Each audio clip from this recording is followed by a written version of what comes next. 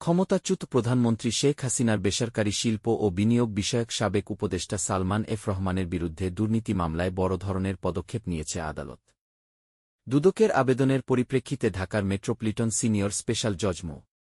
শাব্বির ফয়েজ সোমবার আদেশ দেন, সালমান এফ রহমানের ১২ একর ১৬% জমি, অর্থাৎ প্রায় ৩৬ বিঘা সম্পত্তি ক্রোক করার পাশাপাশি তার একটি ব্যাংক হিসাবও স্থগিত থাকবে। দুদকের জনসংযোগ কর্মকর্তা আক্তারুল ইসলাম বিষয়টি নিশ্চিত করেছেন।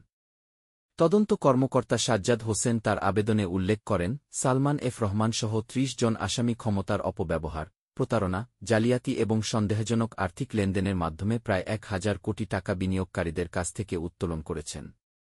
আইনজীবীরা বলছেন, সম্পদ ক্রোক এবং ব্যাংক হিসাব ফ্রিজের এই সিদ্ধান্ত মামলাটিকে নতুন মাত্রায় নিয়ে যাচ্ছে। তদন্তে যদি এসব অভিযোগ প্রমাণিত হয়, তবে এটি দেশের আর্থিক খাতে বড় একটি নজির হয়ে থাকবে।